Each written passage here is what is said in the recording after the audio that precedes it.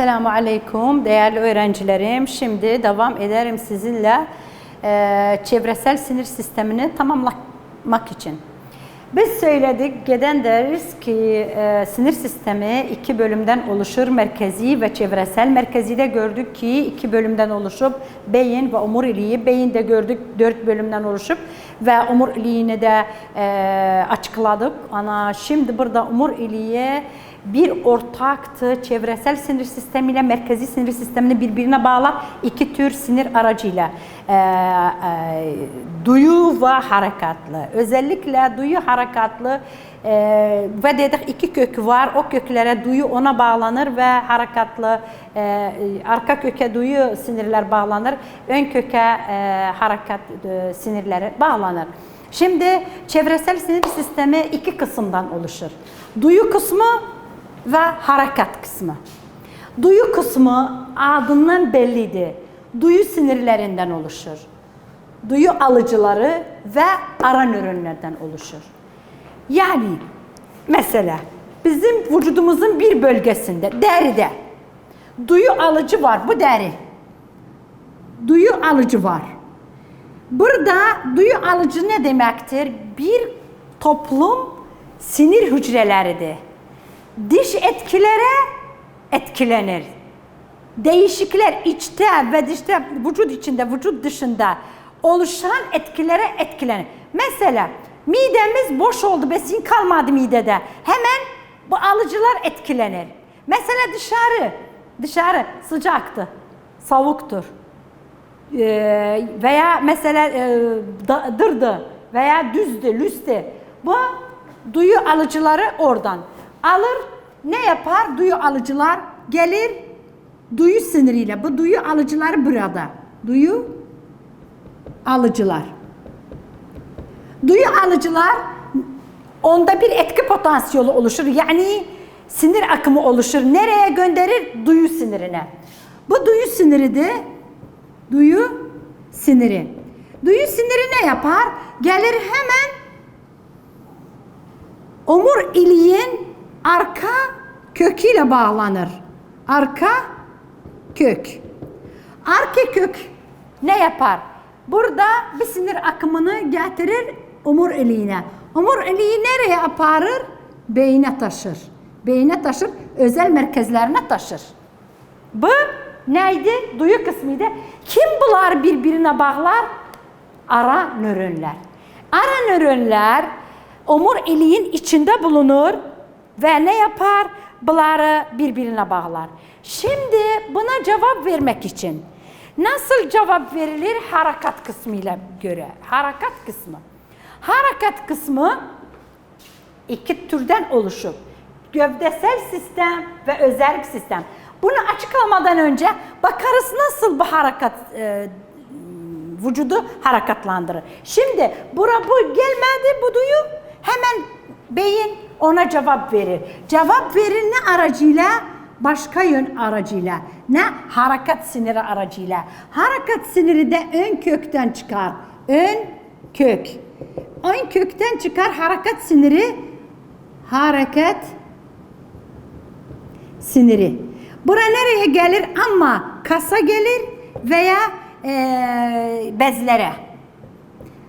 Organlara, bezlere, eklemlere oraya gelir, harekatı sağlar. Yani şimdi bildik bu yol nasıl gider ve nasıl döner. Yani şimdi duyu kısmı bildik iki bölümden oluşur. İki yapıdan oluşur. Duyu alıcıları ve ara nöronlar. Ara nöronlar nerede bulunurlar?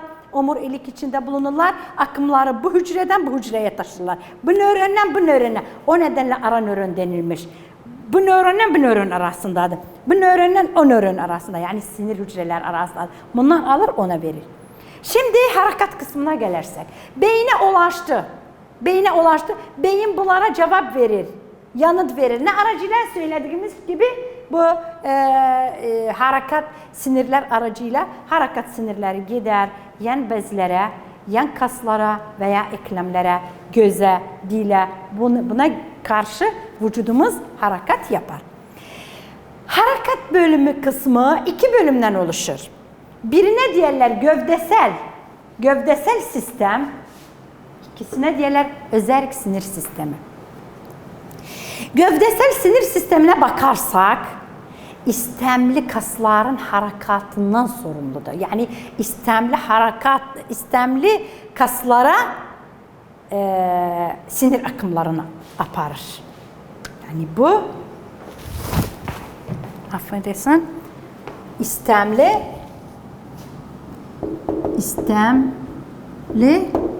kaslar bu sorumludur. Ama bunlara bakarsak bir istemsiz görevler. Yani bakın harekatlı sinir, harekatlı kısım, çevresel kısmın bir bölümü de ikiye bölünür. Birisi dedik gövdesel, diğeri dedik özerk. Gövdesel harekatlı yani istemli kaslardan sorumludur. Ama özerk bak kendi başına çalışır. İstemsiz görevlerden sorumludur. Yani iç organlardan sorumludur. Gelirsek görmüşler gövdesel sinir sisteminde bir olay var, ona diğer refleks. Refleks. Burada bir olay oluşur, ona söyleriz refleks. Refleks ne demekti? İstemsiz bir olaydı. Hızlıdı. Vücudu korumak için oluşur. Mesela ben karşımda bir ateş var.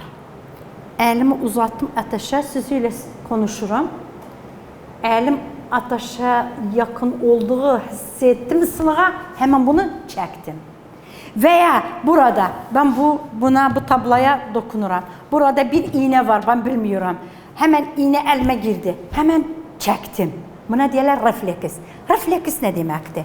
Bir olaydı, beynin kontrolünün dışında çalışır. Merkezi omuriliğindedir. Merkezi omuriliğindedir. Bu da hızlıdır, istemsizdi ve vücudun korumak için bu oluşur. Mesela bir şey, bizim diz kapağı. Diz kapağın altında bir alıcılar var. O alıcılara vurduğumuz zaman hemen bacak, ayağımız yükselenir. Bu ne oluştu? Buna diyorlar diz refleksi. Diz refleksinde ne olur?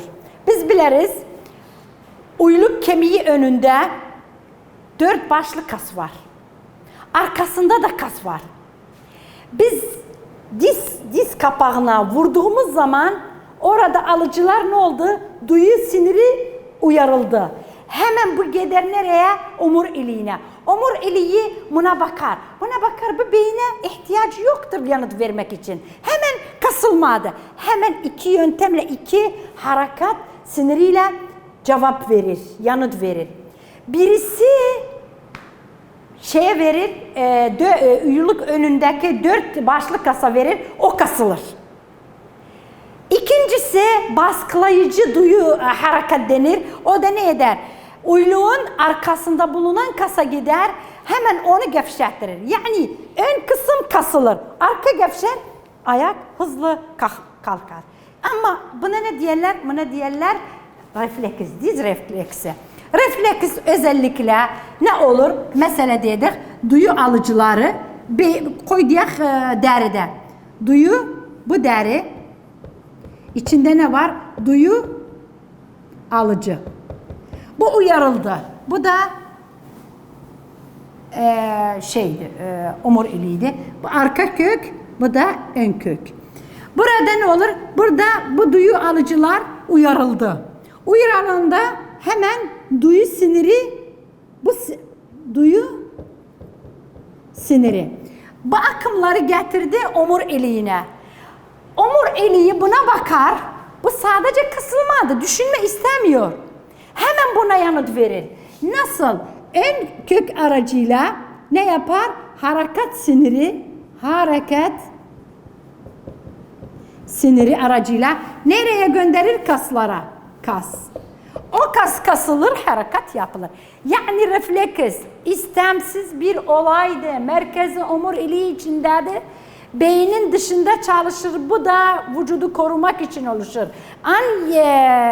Belli bir örnek bunun üzerine dedik diz refleksi de, o da eğer diz kapağına vurduğumuz zaman orada alıcılar uyarılır, sinir akımı oluşur, gider omuriliğe iki yöntemle buna yanıt verir. Birisi gelir ön üzerine, üylük önündeki kaslara onu kastırır ve diğeri de arkaya gider. Ona da ne diyerek?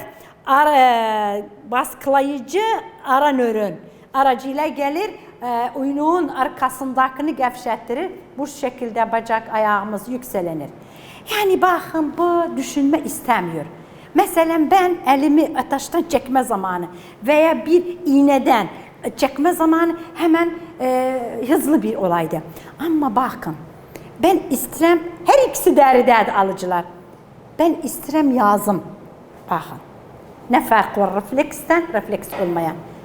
İstirem yazım, burada alıcılar uyarıldı. Burada sinir akımı siniriyle geldi omuriliğine. Omuriliği buna baktı. Baktı, bu ihtiyacı var düşünmeye. Gerekli düşünmek. Omuriliğinde düşünme merkezi yoktur. Nerede var? Beyinde, sağ tarafta. Hemen gelir, omuriliği bunu gönderir nereye? Duyu sinir aracıyla, yani aferent aracıyla gönderir sağ tarafa. Sağ taraf, bu istiyor, sinir sistemini yazsın. Hadi, burada o bölüm, o merkez buna yanıt verir. Harekat sinir aracıyla gelir. Nereye? Omuriliğine. Ön kökten çıkar. Bu kasa. Hadi ben bunu sizin için bu şekilde yazarım. Burada bunu bitirdik. Ama gelirsek özerk sinir sistemi. Özerk sinir sistemi bir sistemdir. Vücudumuzun içindeki istemsiz olayları kontrol eder. Ve olabilir bazı dışarıda da kontrol eder. Ve bu iki kısımdan oluşur. Simpatik, parasimpatik. Simpatik, parasimpatik. İkisi birlikte ortak olur organların çalışmasını kontrol etmek için. Mesela bu hızlandırır, aktifleştirir, bu baskılar azaltır. Bu yükseltir, bu düştürür. Mesela bir şeyden ani bir büyük ses duydum. Hemen solunum hızlandı, kalp nabzı hızlandı. Bu şekilde kim bunu hızlandırdı? Sempatik. Sempatik kısım bunu hızlandırdı. Ama durum normal olduğu zaman parasempatik ne yapar? Hadi kalp nabzı dön normal haline, solunum dön normal haline, kanın fışkırması dön normal haline. Yani ikisi birlikte yaptı, kontrol etti. Mesela bazı zaman biz bazı tatlı besinleri göreriz. Yani duyarız. Mesela diyarıq turşu, biz diyarıq turşu, limon. Bunlar bir ekşi maddeler. Hemen tükürük bezimiz ne yaptı? Tükürüğü salgılamasını arttırdı. Ama kim bundan sorumlu oldu? Sempatik. Ama ona karşı hemen parasempatik de gelir, bunun şeyini azaltır. Ama bir şey var, bunların çalışması tam tersidir. O da nedir?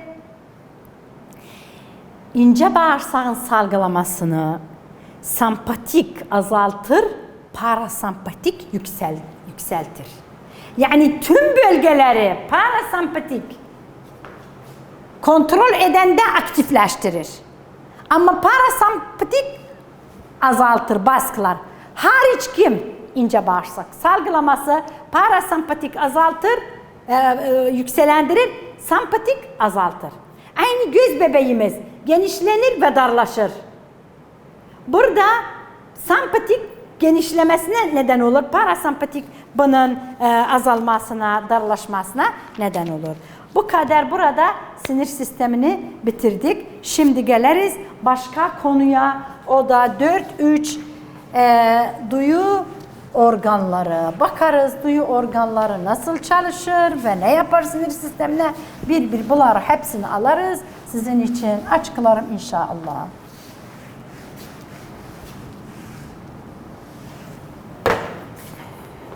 Varımızdı. 4, 3, duyu organları. Duyu organları.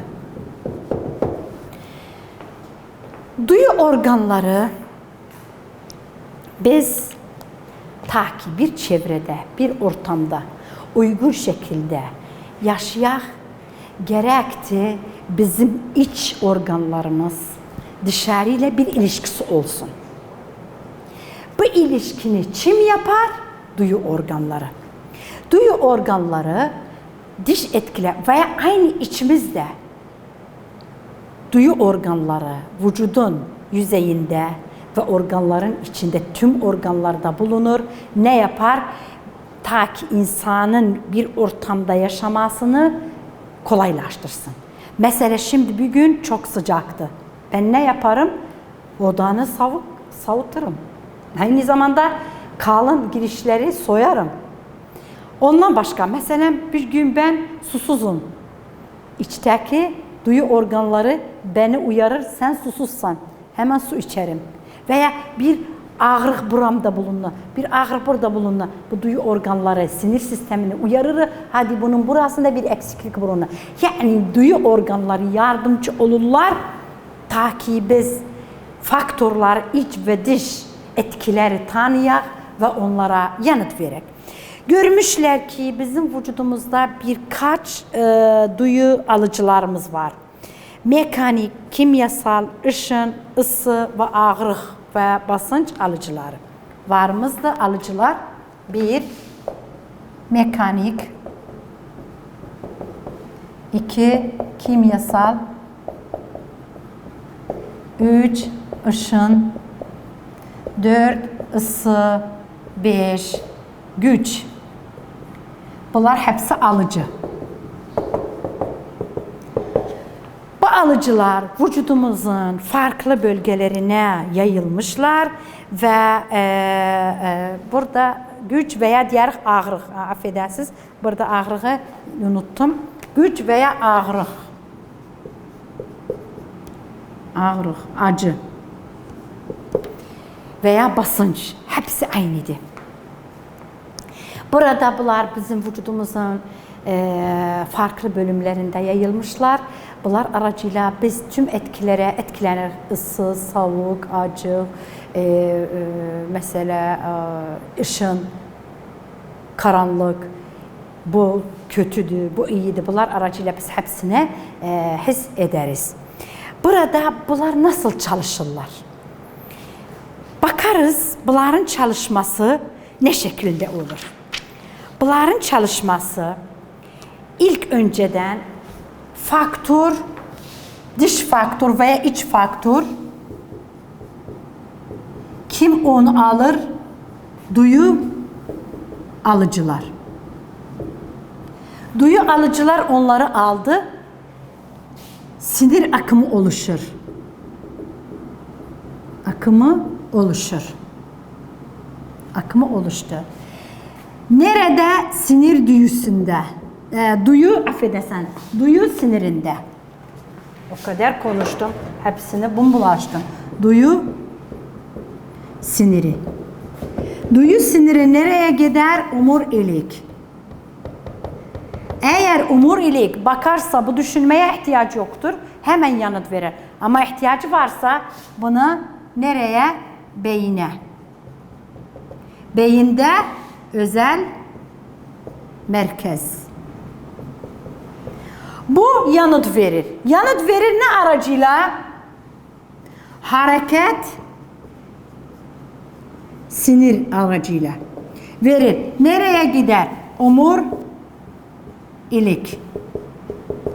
Sonra ondan çıkar ne aracıyla? Ön kök. Tabii bu duyu sinir omuriliğe nasıl girer? Arka kök aracıyla. Ön kökten hareket siniri nereye gider? Ama kasa veya beze veya ekleme. Bu şekilde bunlar bizim sigorta sigort ederler nasıl bu duyuları anlayak. Her şeyin, her duyunun, her faktörün özel merkezi var beyinde. Mesela gözün arkadadır. Ama duymağın dedik şaka lobundadır. Koku almanın alın lobundadır. Eğer yanlışça o duyunun etkisi başka merkeze geçirse, o merkeze göre bu analiz yapılır onun için. Mesela bazı zaman tökme tombuz biz diyerek göze derçti. Göz nerede? Işık alıcılarıdır. Ama tökme veya bu şey vurmak, bu tombuz vurmak nerede? Mekanik alıcıdır. Biz göze vurduğumuz zaman bu tombuzu ışık alıcıları bunu aparır ışık merkezine. Işık merkezi resim şeklinde buna yanıt verir. Yıldız veya civciv gibi çevremizde bu oluşur. Neden? Çünkü kendi merkezine geçmemişti. Mekanik alıcı merkezine geçmemiş. Çünkü onu ışık alıcılar aldı. Veya bakarız. Koku alma. Mesela bu tombuz geldi burnumuza vuruldu. O zaman koku şeklinde biz yanıt veririz. Neyse? Çünkü bu etki nereye gitti? Mekanik merkezine gitmedi. Koku alma merkezine gitti. O da koku şeklinde. O nedenle buruna bir böyle vurma vurulursa bir koku, özel koku alırız. Özel koku nerede? Budur ama koku şeklinde bizim için analiz yapmış, yanıt vermiştir. Bu nedenle herkes kendi özel merkezler var. Gerek de her biri özel merkezine geçsin. Şimdi biz bu duyuları biz biliriz. İlk okuldan almışık. Kaç duyumuz var? Diğerdir 5 duyumuz var. Görme, koku alma, tat alma, işitme, dokunma. Ama bundan daha çok fazla şeylerimiz var. Duyularımız var ama bize bu kadar yeter. Ama bakın, bu duyu organları vücudumuzun farklı bölgelerinde farklı şekilde yayılmışlar. Bazı bölgelerde çoktur, bazı bölgelerde azdır. Mesela parmakların ucunda ve bir sırtın ortasında sayılar çoktur. Mesela ağrığın sayıları çoktur. Ama başka yerlerde azdır. O nedenle parmak başlarına bir iğne girirse çok ağrır. Ama bura girirse o kadar da ağrı çok olmaz. Şimdi biz geliriz işitme ve denge. İşitme ve denge. Bir iki duyudan sorumlu olan kulaktı. Kulak. Organı kulak. Alıcı türü nerede? Alıcı türü mekanik alıcı. Mekanik alıcılardı. Burada bakarız şimdi kulak neden oluşur? Kulak bakarsak 3 bölümden oluşur kulak. Dış kulak, orta kulak ve iç kulak. Dış kulak 2 bölümden oluşur. Kulak kepçesi ve işitme, affedersiniz burada yanlış yaptım, pardon, işitme kanalı. Ama orta kulağa gelirsek 3 kemikten oluşur. Çekiç, özengi ve örs. Örsten oluşur. Yani 3 kemikten oluşur küçük kemik. Aynı zamanda bunun içinde farklı şeyler de bulunur. O da neymiş ama o eşitmeye farkı şeyi yoktur. O da Ostaki kanalı ve oval pencere. İnşallah gelecek derste sizin için bunları hepsini tamamlarım saygılarımla.